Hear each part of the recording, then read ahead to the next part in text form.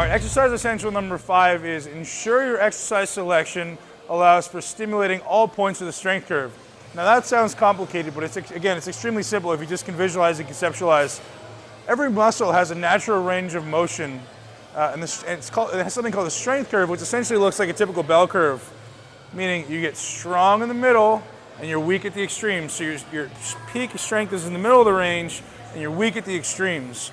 So what you want to do in your exercise selection is make sure you're hitting that muscle at all points of the strength curve with different exercise selections. And Maria's going to show you how to do that with 2 different exercises and how you may conceptualize taking the muscle through its entire range and hit all those muscle fibers within the strength curve. So she's going to demonstrate a front raise with some dumbbells. Now what this is doing is a front delt is going to get into its maximally shortened position here. She's going to go ahead, raise it up. Good, so because she's coming almost above her head essentially, that's a really short front delt. Let's just do a few reps there.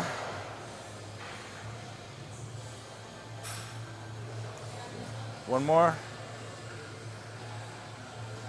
Okay, so notice that delt is getting really, really short because she's getting up high. Now let's rest, now let's stand up. So now she's going to work in the mid-range. Let's just do the same movement. Come up to about eye height. There you go. Notice the control, notice her core is really, really tight. The tempo is consistent. She's applying all the principles of the essentials of exercise success. Good. And now she's starting to get a little tired. Good, so that's the midpoint of the range. And now we're going to take her into the most lengthened part of the range. So grab a seat.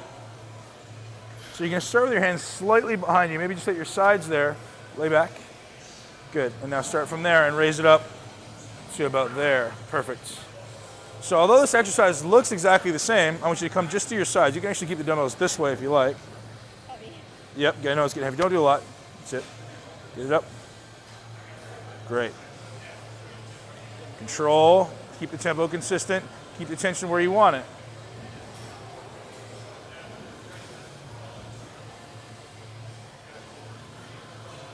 And that's enough. Good. Put those down. Jump up for a sec.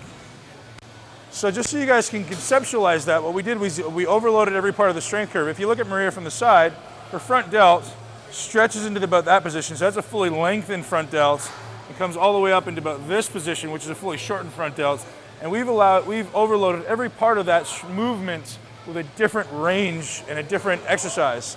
Now we can show you how to do that with biceps. You can be able to do that with weight. Okay, so grab that exact same execution, hanging over the bench for the first one. So what we're doing here is we're getting a really shortened bicep because she's going to bring her elbows up pretty high. Go ahead and curl it up. Good, that's it. So because her elbows are in front of her, you almost want to aim at like your forehead with these. Get up a little higher. There you go. Perfect. There you go. Really good. So this is a shortened bicep because she's getting up pretty high. There's a lot of tension there. That's really hard to do. Now she's going to stand and continue in the mid-range.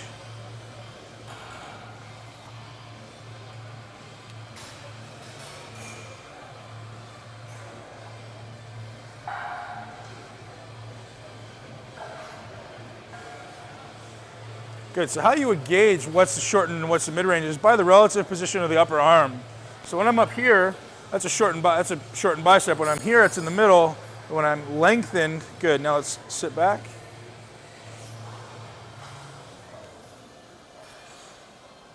And just kind of let those arms hang and curl from right there. There you go. Good. So no, you don't have to do the same weight for everyone. We're just making Maria do it because we want to work her hard. So we're allowing the muscle to be worked through its entire contractile range, placing tension on all parts of that muscle equally. Now theoretically, you should be strongest in the mid part of the range. But I actually like to do the lengthened part of the range last. For whatever reason, I find I get a lot of additional strength there. Great, that's enough. I guess because the range may be a little bit smaller than the lengthened part of the range. So there's 2 really good demonstrations of how you apply stimulating the entire length of the strength curve to a given muscle group.